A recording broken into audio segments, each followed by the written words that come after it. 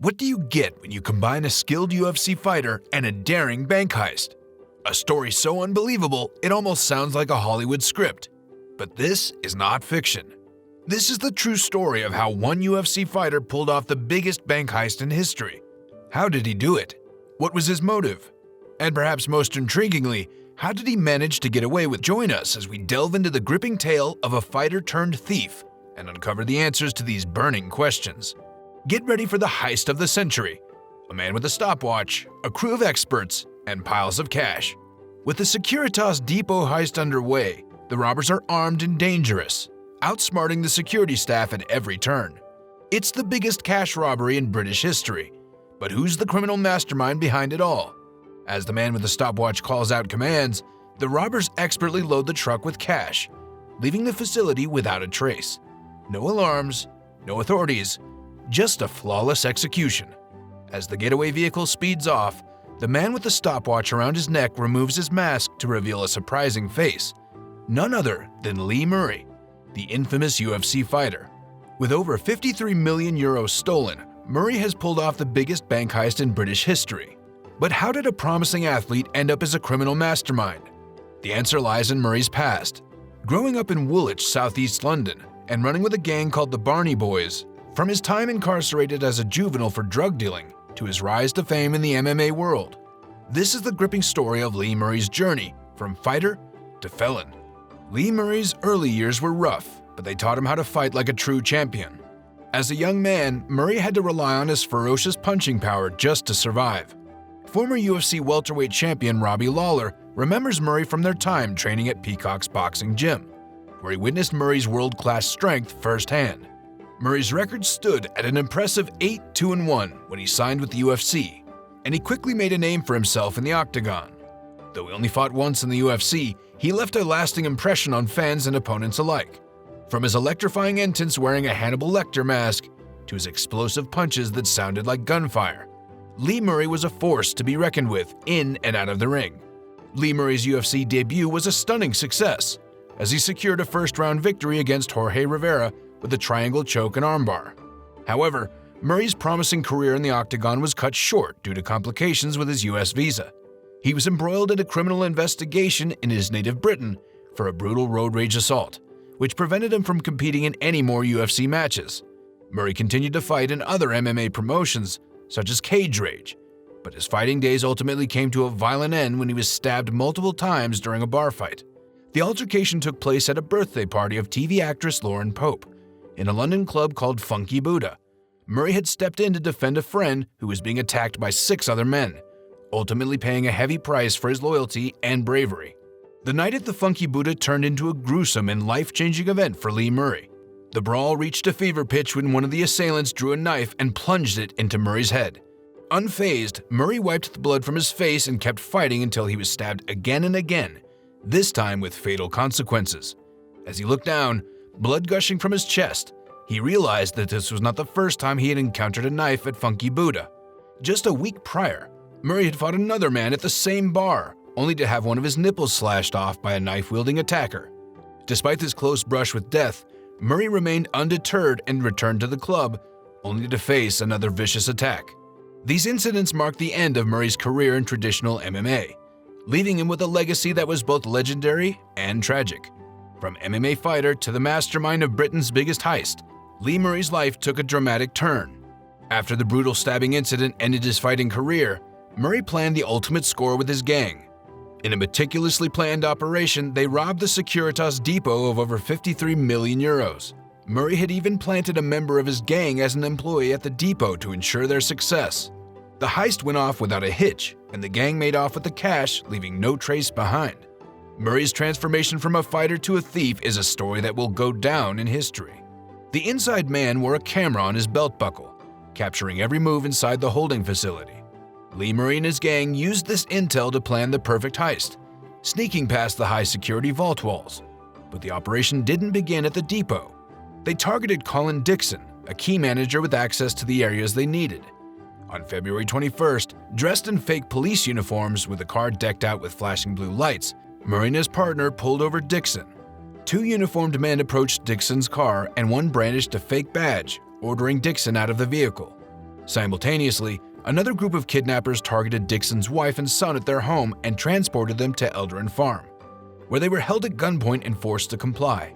With the family in tow, the armed robbers arrived at the Securitas Depot just after midnight on February 22nd, escorted by the fake police car from the night before. Dixon was brought to the facility's entrance by a man in a fake police uniform, and as they entered, the imposter officer subdued the security guard and granted access to the rest of the gang. The robbers stormed in with masks and heavy weaponry, causing chaos and fear among the workers. Dixon, a high-level manager, tried to negotiate for their safety, urging them to cooperate with the robbers. Fortunately for the gang, the workers complied and didn't trigger any alarms, allowing them to loot the facility undisturbed. The robbers then rounded up 14 workers, locking them in metal cages for transport, while Murray demanded that Dixon disable the security system and hand over the keys to the vault. In the meantime, their getaway truck pulled up to the loading dock, ready for the massive heist. The robbers efficiently loaded bags of cash into the waiting truck as Lee Murray, the man with the stopwatch, barked out commands. This heist was clearly planned and executed with precision, without a single shot fired, and no one was harmed. The alarms were conveniently silent, allowing the gang to make off with over 53 million euros in banknotes. The workers and Dixon family were left locked in the money cages, while Dixon's son managed to escape and call the police at around 3 a.m. Unfortunately, by that time, the robbers had disappeared without a trace, leaving investigators with no leads. The police launched an immediate manhunt for the robbers, offering huge rewards for any information leading to their capture. The combination of the substantial reward and mistakes made by members of the gang resulted in arrests just days after the heist. Within 10 days, 5 individuals were charged and millions of pounds were recovered. Later in the investigation, a makeup artist who had created prosthetic masks for the robbers turned on the gang and provided evidence against them in court. Shockingly, it was revealed that the gang had placed a $7 million bounty on her head to prevent her from revealing more information to the police. The situation was quickly deteriorating for the robbers. The pivotal piece of evidence that played a crucial role in enabling the police to track down the perpetrators of the Securitas Depot heist was none other than the testimony of Lee Murray himself. Interestingly, fate seemed to be working against Murray, as a few days before the high-profile bank robbery, he was involved in a car crash that resulted in severe damage to his bright yellow Ferrari. To compound matters, Murray had carelessly left his cell phone in the vehicle following the accident. As luck would have it, the phone contained a recording of Murray in conversation with other members of his criminal syndicate, discussing the intricacies of the heist that they were planning. The audio evidence proved to be the proverbial smoking gun that the police had been searching for relentlessly. Consequently, they were finally able to uncover the true identity of the mastermind behind the Securitas Depot heist. It is remarkable how the convergence of seemingly unrelated events could lead to such a breakthrough in the investigation. Had it not been for Murray's car crash and his forgetfulness in leaving his phone in the vehicle, it is possible that the culprits would have evaded justice. Nonetheless, the diligent work of the police and the power of modern technology prevailed in bringing the perpetrators to justice. However, the authorities' joy was short-lived, as Murray had already anticipated the police's next move. When some members of his gang were apprehended by the authorities, Murray managed to escape to Morocco. He was aware that, since there was no extradition treaty in place between Morocco and Britain at the time, he could find refuge there. Thus, Murray had successfully evaded the long arm of the law by fleeing the country. Lee Murray, a former British mixed martial artist, found himself living a life of utter opulence after he moved to Morocco. This was possible due to the fact that his father was born there, which automatically made him a citizen of the country. Once he arrived in Morocco, Murray wasted no time in indulging himself in luxury. He purchased a sprawling mansion worth $1 million and spent hundreds of thousands of dollars on its renovation. One of the walls in the mansion featured a massive mural that commemorated his only fight in the Ultimate Fighting Championship. Murray's love for the finer things in life also extended to his choice of transport, as he could often be seen driving around in a gold Mercedes-Benz. Murray's mansion was nothing short of a paradise, complete with a multi-level, fully equipped gym. He went as far as commissioning bronze and gold statues of himself, which he placed around the house as decorative pieces. However, Murray's extravagant lifestyle was not without its consequences. The British and Moroccan authorities closely monitored him to keep a check on his activities. Eventually, the Moroccan police arrested Murray on drug charges. Despite the luxurious lifestyle that Lee Murray had created for himself in Morocco, it all came crashing down due to his run-ins with the law. Nevertheless, his flamboyant personality and desire for the finer things in life will always be remembered as a prominent aspect of his life story. In the year 2009, Lee Murray found himself in a precarious situation. While serving time in jail, the British authorities intervened in his case, sending a clear message that his troubles were far from over. Realizing the gravity of his predicament, Murray made a desperate attempt to escape from prison by using small saws that were cleverly smuggled inside a plate of biscuits. Unfortunately for him, this daring escape plan failed, leading to even more trouble. A year later, Lee Murray faced the consequences of his involvement in the Securitas Depot Heist, as he was charged and eventually convicted for his role in the crime. The severity of his offense was reflected in the 10-year prison sentence that he was initially handed. However, his punishment was later extended to 25 years to be served in a Moroccan prison.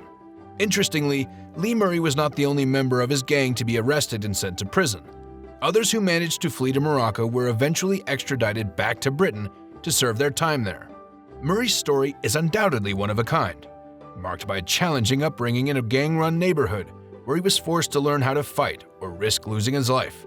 Lee Murray's life story is a gripping tale of ups and downs, of crime and punishment, and of a man who always seemed to be on the edge. As a juvenile, he found himself in jail due to his affiliation with the notorious Barney Boys gang and his role as a drug runner. However, Murray was not one to give up easily, and he soon discovered that he had a talent for fighting. With his natural ability and fierce determination, he worked his way up to the UFC, earning fame and fortune along the way. Living the high life as a playboy, Murray's fortunes took a drastic turn when he was brutally stabbed multiple times, ending his fighting career. At this point, he found himself at a crossroads, unsure of where to turn next. Despite his success in the ring, Murray had always been drawn to a life of crime, and he soon returned to his roots. In what would become the largest bank heist in British history, Murray and his accomplices stole a staggering €53,116,760. It was a daring and audacious crime, one that left many people scratching their heads in disbelief. However, the long arm of the law eventually caught up with Murray, and he was sentenced to 25 years in a Moroccan jail. Despite his incarceration, Lee Murray remains a fascinating figure, a man who refused to be defined by his circumstances. His story is a cautionary tale of the dangers of a life of crime, but also a reminder of the incredible resilience and determination of the human spirit. The story of how a UFC fighter pulled off the biggest bank heist ever is one that will leave you on the edge of your seat. From the adrenaline-fueled planning to the heart-pounding execution, every twist and turn in this story will have you wondering what could possibly happen next. Whether you're a fan of UFC, true crime, or simply enjoy a thrilling story, this one is sure to stay with you long after the final page. Thanks for joining us on this journey, and remember, the truth can often be stranger than fiction.